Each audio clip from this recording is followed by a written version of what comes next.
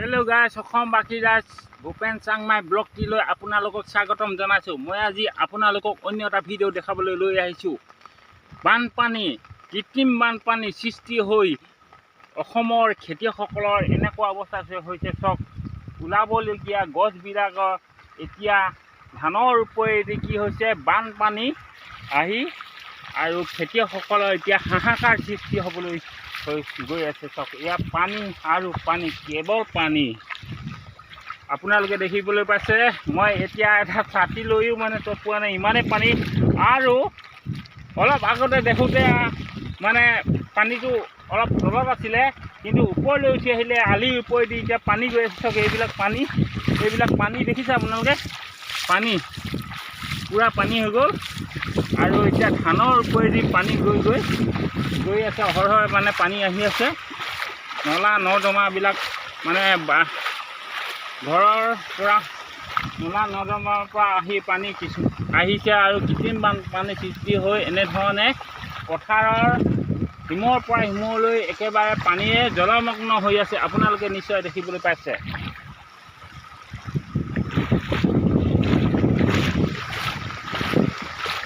এনেকুৱা বান আগতে হোৱা নাছিল। ধান ৰোপণ কৰাৰ পাছত খুব সুন্দৰকৈ সেউজীয়া ধাননি পথাৰখন আমি চাবলৈ পাওঁ, দেখিবলৈ পাওঁ। ৰাতিপুৱা মই চাবলৈ ভাল লাগে, কিন্তু এইটো সময়ত ৰাতিপুৱা শুই উঠিয়ে দেখিলোঁ কেৱল বানপানী।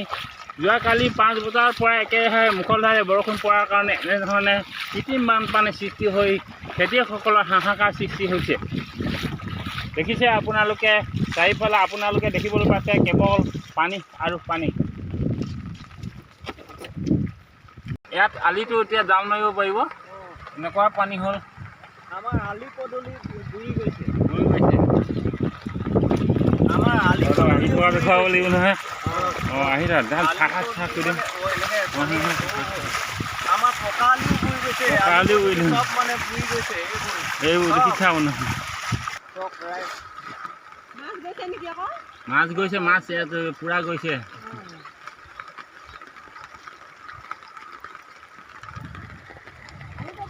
কঁকালিৰ ওপৰত পানী বৈ গৈছে। চাওক আপোনালোকে, চাওক কিমান পানী হ'ব লাগিব।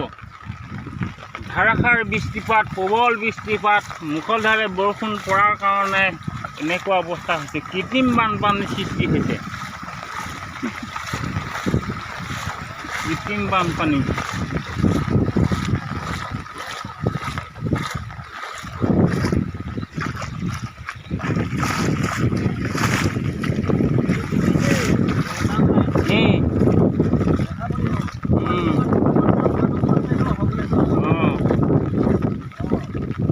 এনেকুৱা বানপানী দেখিছিলে নেকি? নাই দেখা, এইবাৰ প্ৰথম ন। বহুত পানী আহি গৈছে হয় নাই? আৰু ধাননি পথাৰখন এতিয়া জিলিকিব লাগিছিলে, কিন্তু এতিয়া পূৰা বৰষুণৰ পানীয়ে বোৱাই দিলে, জলমগ্ন হ'ল গোটেই পথাৰ ন। আমাৰ এই হ'ল উজনি জেগা, আৰু উজনি ঠাইত এনেকুৱাকৈ যদি ঢল পানী হ'বলৈ হয়, নামনি ঠাইত কেনেকুৱা পৰিস্থিতি হ'ব বুলি ভাবে আপোনালোকে?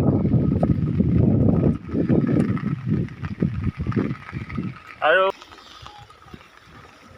এতিয়া বহুত মানুহে সাগৰ দেখা নাই বুলি কয়, কিন্তু সাগৰ, মহাসাগৰ, আৰৱ মহাসাগৰ ইয়াতে হৈ গ'ল। আপোনালোকে দেখিবলৈ পাইছে, সাগৰ বুলি ক'ম না, মহাসাগৰ বুলি ক'ম না, আৰৱ সাগৰ বুলি ক'ম, কিন্তু পথাৰৰ সদিশত আপোনালোকে দেখিবলৈ পাইছে কেৱল পানী আৰু পানী। এনেধৰণে জলমগ্ন হৈ গোটেই পথাৰ বুৰাই পেলাইছে, আৰু পানী অহৰহে আহি আছে, বাগৰি আহি আছে। এনেধৰণে 3 দিন ধৰি যদি এনেধৰণে বৰষুণ পানী আহি থাকে, তেনেহ'লে এই জেগা আপোনালোকে 2 এদিনৰ পাছতে আপোনালোকে দেখিব পাব। এই 2 দিনৰ পাছতে আপোনালোকে দেখিবলৈ পাব কেৱল আপোনালোকে পানীহে দেখিবলৈ পাব, কিন্তু এই ঠাইত আপোনালোকে আলি দেখিবলৈ নাপাব। লগতে আপোনালোকে নেদেখিব সেউজীয়া ধাননি পথাৰখন।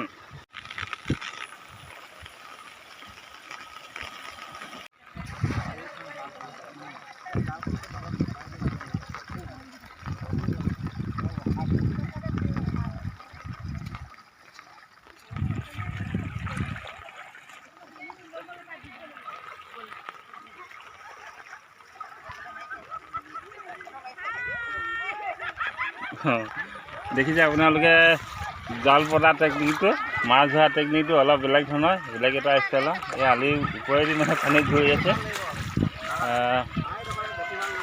মাছ খোৱা হৈছে নে দাদা? আহিছে ন? জালখন নতুন, বৰ ধুনীয়া।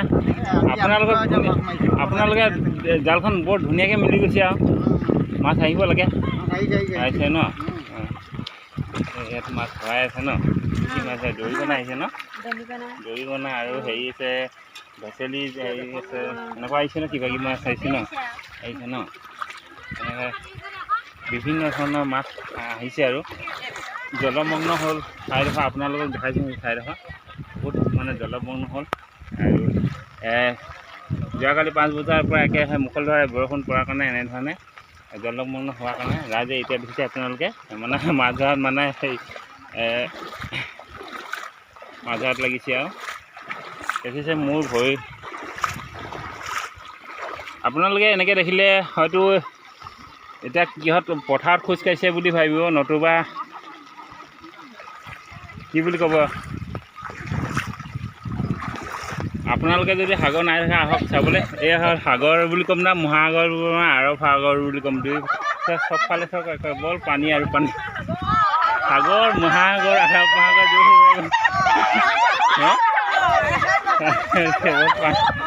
আজিতো মাৰি দিয়ক। ডাঙৰ ডাঙৰ মাছ মাৰিছে, বৰ বেলেগ ষ্টাইলত আপোনালোকে মানে ছিষ্টেম কৰি মানে মাছবোৰ ধৰিবলৈ আৰম্ভ কৰিছে। এনেকৈ যাব। ইয়াত থোৱা লগাইছে নি? থোৱা নাই লগা ন? ছিষ্টেম কৰি মানে বস্তুটো হেৰি কৰিছে। ফিচা মাছো আহিছে। এইজন জাল মাৰ পাকত মাৰচোন, এক চাত মাৰ, একদম ধুনীয়াকৈ মাৰ। ঠিক আছে দেখিলে খুব ধুনীয়াকৈ তেখেতে মাৰি দিলে জালখন। মাছ ধৰিছে। মাছ কেনেকুৱা পাইছেনে? ৰাতিপুৱাৰ পৰা লাগিছে। দেখিছে আপোনালোকে খুব সুন্দৰ সুন্দৰ মাছ মানে পাইছে। কাৱৈ মাছ, এইটো বৰ নতুন মাছ, এইটো ফিচাৰী মাছ আহিছে। কুঁহি মাছ বুলি কয় আহিছে। ভালেখিনি বৰ ধুনীয়া ধুনীয়া মাছ আহিছে। আৰু একেবাৰে মানে মুষলধাৰে বৰষুণ পৰাৰ কাৰণে এনেধৰণে কৃত্ৰিম বান সৃষ্টি হৈ মানে পথাৰ একেবাৰে পানী জলমগ্ন হৈ মানে খেতি পথাৰবিলাক বুৰাই নিলে। আৰু এতিয়া ৰাইজে কি কৰিব? ঘৰৰ ভিতৰত থাকিও আমনি লাগিলে, আহি পিনে দেখিছে আপোনালোকে। ময়ো চাম বুলি ভাবিলোঁ সিহঁতৰ মাছবোৰ, লগতে আপোনালোককো দেখাম বুলি ভাবিয়েই মানে ভিডিঅ'টো প্ৰস্তুত কৰিলোঁ।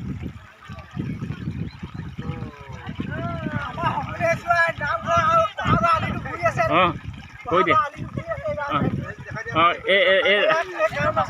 কাৱৈ মাছ আহিছে খুব সুন্দৰকৈ তেখেতে উলিয়াব।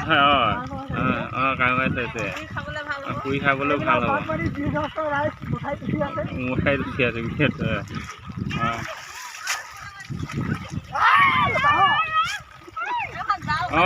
জালৰ মাছটো তেখেতে আৰম্ভ কৰিব।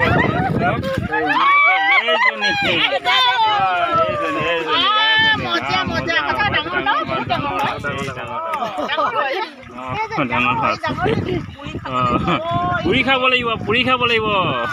পুৰি খাব লাগিব। নহয় আমাক দিম কৈছে নহয়। আমাকো দিব। এইটো ৰাস্তা হয় একচুৱেলি, মুঠাই নহয়। তেখেতসকলে মুঠাই বুলি কৈছিলে, কিন্তু মুঠাই নহয় একচুৱেলি। এইটো হ'ল সৰু এটা ৰাস্তা, পথাৰৰ মাজত, গাঁৱৰ মাজত থকা এটা সৰু ৰাস্তা। ইয়াত আলিটো বুৰি গ'ল, কিন্তু এটা পুল আছিলে, এই পুলটোৱে নোবোৱাকৈ আছে। দেখিছে আপোনালোকে। যোনবাই কেতিয়া পালেহি? পৰহি আৰু কোন আহিছে? কিনি আহিছে নেকি? ঠিক আছে বাৰু। বন্ধুসকল ব্লগ আগবাঢ়ি যাওঁ।